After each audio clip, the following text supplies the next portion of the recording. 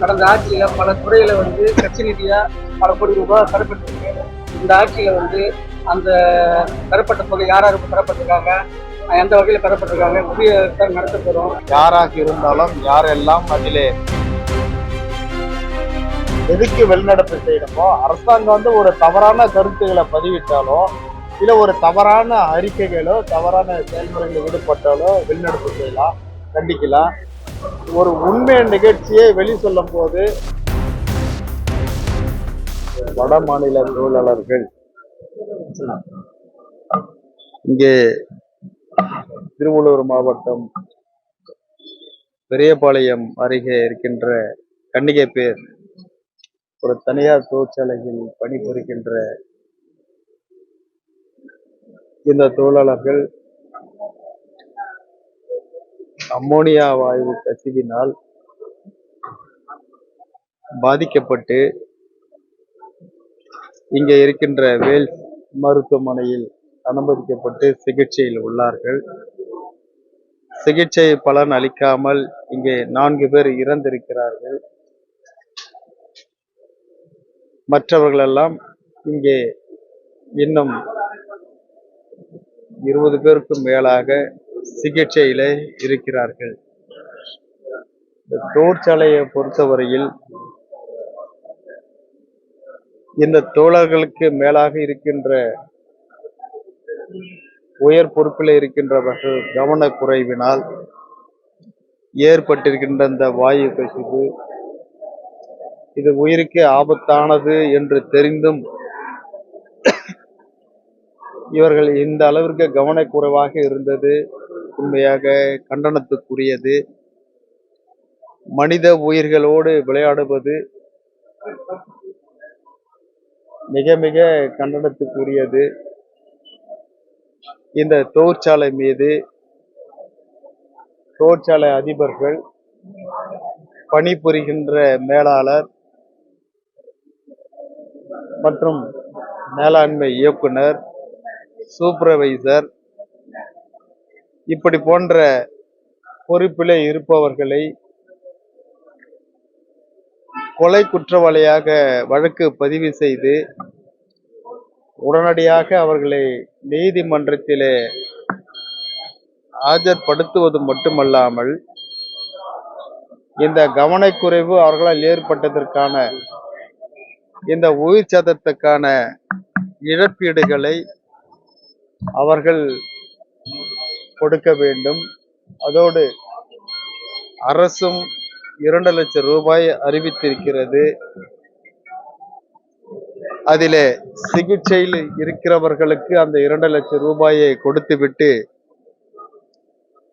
உயிர் இருந்தவர்களுக்கு அந்த குடும்பத்திற்கு 10 லட்சம் ரூபாயை இந்த அரசாங்கம் கொடுக்க வேண்டும் என்று புரட்சி பாரதம் கட்சியின் சார்பாக நாங்கள் கேட்டுக்கொள்வதோடு, இன்னும் இருக்கின்ற செங்குன்றம் பகுதியிலே இருக்கின்ற வெங்கடேஸ்வரா மருத்துவமனையிலும் சென்னை அரசு பொது மருத்துவமனையிலும் சிகிச்சையில் உள்ளவர்கள், அரசு மருத்துவமனையில சிகிச்சை பலனின்றி 4 பேர் இறந்திருக்கிறார்கள்.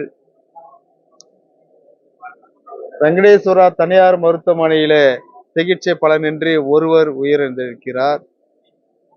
ஆக மொத்தம் இன்று வரை 9 நபர்கள் உயிரிழந்திருக்கிறார்கள். எனதான் வெளி மாநிலங்களில் இருந்து பிழைப்பதற்கு நம்முடைய மாநிலத்தை தேர்ந்தெடுத்து வந்தாலும் அவர்களை அந்த அளவிற்கு அலட்சிய போக்காக கவனிப்பது, அலட்சியமாக நினைப்பது இது உண்மையாக பெரும் குற்றமாகத்தான் கருத வேண்டும். ஆகவே இதற்குண்டான நடவடிக்கைகளிலே அரசு தீவிரம் காட்ட வேண்டும். பாதிக்கப்பட்டவர்களுக்கு என்னதான் ஆறுதல் சொன்னாலும் அவருடைய குடும்பங்களுக்கு வேறொரு நிறுவனங்களிலே வேலை வாய்ப்பை வாங்கி கொடுத்து அவருடைய குடும்பத்திற்கு, இறந்தவருடைய குடும்பம் 10 லட்சம் ரூபாயை கொடுப்பது மட்டுமல்ல, ஒரிசாவிலிருந்தும் பீகாரிலிருந்தும் இங்கே பணிபுரிகின்ற இந்த மக்களுக்கு அந்த மாநிலம் ஒரிசா மாநிலம் இறந்தவர்களுக்கு 4,00,000 ரூபாயை அங்கு அறிவித்திருக்கிறது. அதுபோல் அது ஜார்க்கண்டாக இருந்தாலும் பீகாராக இருந்தாலும் மேற்கு வங்கம் எந்த மாநிலமாக இருந்தாலும் அந்தந்த மாநில அரசு அவர்களுக்கு கொடுக்கிறார்கள். அதே போல் இந்த மாநிலத்தில் வந்து இறந்தவர்களுக்கு இந்த அரசும் கொடுப்பதை கொஞ்சம் உயர்த்தி கொடுக்க வேண்டும் என்றுதான் புரட்சி பாரதம் இங்கே கேட்டுக்கொள்கிறது. நன்றி.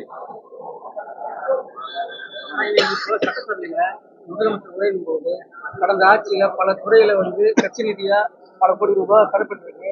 இந்த ஆட்சியில வந்து அந்த பெறப்பட்ட தொகை யார் யாருக்கு பெறப்பட்டிருக்காங்க, எந்த வகையில பெறப்பட்டிருக்காங்க, உரிய விசாரணை நடத்த போறோம். அது மாதிரி யாரு காசு வாங்கினாலும் அவங்களையும் தண்டிக்கப்படுவார்கள்.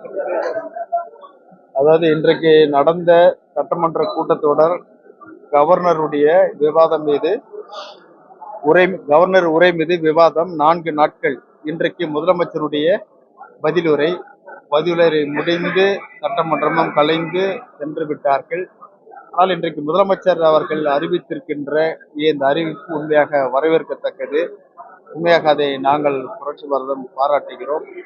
யாராக இருந்தாலும் யாரெல்லாம் அதிலே பயன் பெற்றிருக்கிறார்களோ அல்லது நன்கொடை வாங்கியிருக்கிறார்கள் அவர்களை வெளி உலகத்திற்கு அல்லது வெள்ளை அறிக்கையை கொடுப்பதற்கு இந்த அரசு தயங்காமல் கொடுக்க வேண்டும்.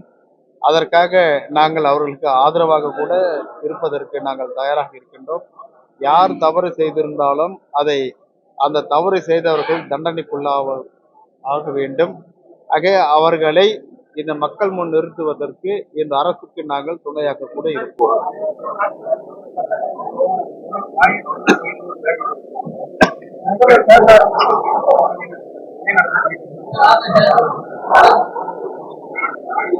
அது உங்களுடைய பார்வையில என்ன இருக்குது அதுதான். பேச சொல்றாங்க, பேசுறாரு. பேசாம இருந்தாரு, பேச சொல்றாங்க, பேசுறாரு. அதுக்கு வெளிநடப்புன்றது அவசியம் இல்லையே.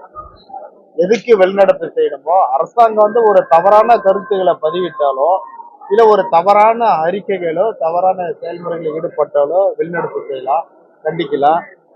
ஒரு உண்மை நிகழ்ச்சியை வெளி சொல்லும் போது அதை வெளிநடப்பு செய்யறாங்கனாக்கா அவங்க எதிராக அதை கேட்க கூடாதுன்னு வெளியே போயிடுறாங்க தானே. இப்போ சட்டசபையில முதலமைச்சர் வந்து ஒரு கையை காட்டியிருக்காரு. எப்படி பாக்குறீங்க? இல்ல அது நான் பார்க்கல. அதை நான் பார்த்ததுனாக்கா சொல்லலாம்.